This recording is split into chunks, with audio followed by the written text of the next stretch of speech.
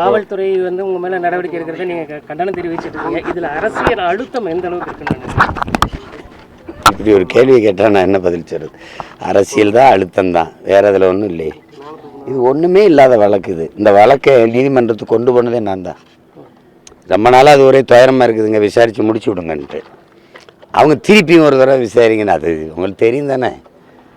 இது முற்றுப்பட்டுட்டா என்னை ஒன்றும் செய்ய முடியாது. இது இருக்கிற வரை தான் இழுத்து இப்படியே இப்போ இவ்வளவு நேரம் பாருங்கள், காலையில் பேசி மதியம் பேசி அப்படியே ஒரு அசிங்கப்படுத்திட்டு இருக்கலாம்னு. இது தொடர்பான அமைச்சர் சேகர் பாபு சொல்லும்போது தமிழகத்தில் சட்டத்தின் ஆட்சி நடக்குது, சாத்தான்களின் ஆட்சி நடக்கல அப்படின்னு ஒரு பதில் சொல்லியிருக்கிறாரு. இப்போ உங்கள் இதுலேருந்து பொதுவாக பார்க்கும்போது சாத்தானின் ஆட்சி நடக்குதா சட்டத்தின் ஆட்சி நடக்குதுன்னா உங்களுக்கு தெரிஞ்சிடும். சட்டத்தின் ஆட்சி நடக்குதுன்னா அண்ணா பல்கலைக்கழகத்தில் ஐயா அறநிலைத்துறை அமைச்சருடைய கருத்து என்ன? கள்ளச்சாராயம் குடிச்சாங்க விற்று 62 பேரை கொண்டுட்டாங்க, கைது பண்ணிங்க. 90 நாளில் வெளியில் வந்து மறுபடியும் சாராயம் காய்ச்சிருக்கான்ல, காய்ச்சிருக்கானா இல்லையா சொல்லுங்கள்? மறுபடியும் காய்ச்சிருக்காருல்ல. இது என்ன ஆட்சி? இதுதான் சட்டத்தின் ஆட்சியா இல்லை சாத்தான்களின் ஆட்சியா? முதல்ல ஒரு ஒரு ஒரு ஒரு ஒரு தடவை காய்ச்சி பல உயிர்களை பறி கொடுத்துட்டீங்க, 10 லட்சம் கொடுத்து சரி பண்ணீங்க. அப்புறம் அவன் திருப்பி வந்து அதே வேலையை செஞ்சுருக்கானே,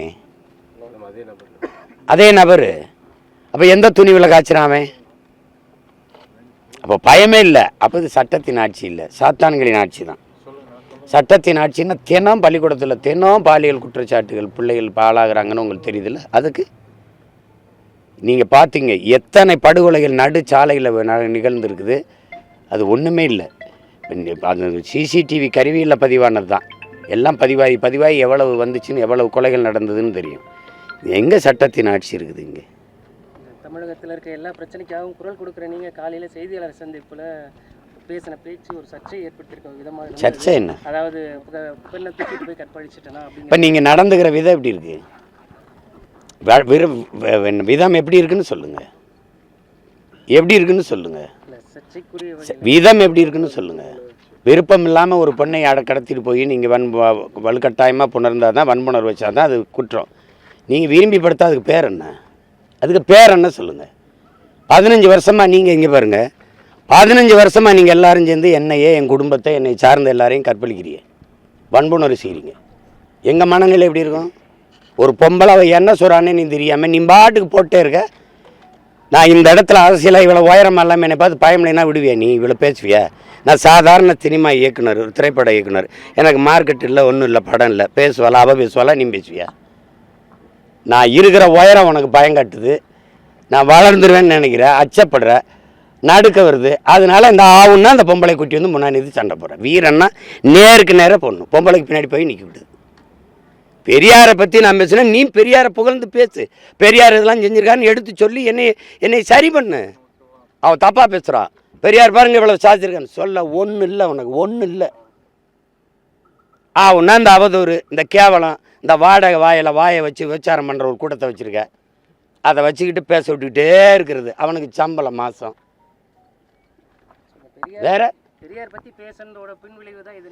பல நேரங்களில் என்னை சமாளிக்க முடியலாம் கூட்டி வருவாங்கங்க. இப்போ போனாலும் வச்சுக்கணுங்க, சரியாக 26 தேர்தலில் மறுபடியும் கூட்டி வருவாங்க. இந்த துயரத்துக்கு தான் வழக்கை போட்டு இது முடிச்சு விடுங்கன்னு கொண்டு போனேன். ஆனால் அது சரியாக வரல. அது உங்களுக்கு தெரியும், உங்களுக்கே தெரியும். அதில் அழுத்தங்கள் திருத்தங்கள்லாம் இருக்குது. அதனால தான் உச்சநீதிமன்றம் போயிருக்கு இப்போ வழக்கு. சார், உங்கள் வீடுகளில் புகுந்து அந்த காவலாளியை கைது செய்த இந்த காவல் ஆய்வாளர் மீது நீதிமன்றம் பிடியாணை கொடுத்துருக்கு. அவர் ஏற்கனவே ஒரு வழக்கறிஞரை தாக்கியிருக்காங்கன்னு எப்படி பார்க்குறீங்க? ஒரு தொடர்ந்து இந்த மாதிரி தான் பண்ணுறாரா இல்லை எப்படி? அதான் இதுதான் இந்த மாதிரி செயல்கள் வந்து இதெல்லாம் அநாகரிகமானது. எங்கள் வீட்டில் வந்து அப்படி நடந்திருக்க வேண்டிய அவசியம் இல்லை. எங்கள் வீட்டில் இருக்கிற எல்லாருமே மிகச்சரியாக இருப்பாங்க. எல்லாம் இன்னொருடைய வளர்ப்புகள். நீங்கள் சொன்னீங்கன்னா வாங்கன்னா வந்திருப்பாங்க, அடித்து இழுத்துருப்பார். அதெல்லாம் ஓய்வு பெற்ற இராணுவ வீரர். அவர் ரொம்ப தங்கமானவர். அவர் அப்படி இல்லைன்னா என் வீட்டில் வந்து வேலை செய்ய முடியுமா? அவங்க ஒருத்தர் அவர் அதிர்ந்து கூட பேச மாட்டார். அப்படி ஒருத்தர் அவரை போய் அடித்து இழுத்துட்டு போவார். வாங்கன்னா வந்து உட்காந்துருப்பார். அவர் மீது வேறு ஏதாவது நீதிமன்றம் மூலியமாவோ இல்லை மனித உரிமை ஆணையம் மூலியமாக அவர் மீது ஏதாவது நம்ம சார்பாக ஏதாவது புகார், அதெல்லாம் அடுத்த கட்ட நடவடிக்கை? இதுவே எனக்கு வேலை இல்லைல்ல, உங்களுக்கு தெரியும். எனக்கு நிறைய வேலை இருக்குது. இது போகிற போக்கில் கடந்து போகணும்.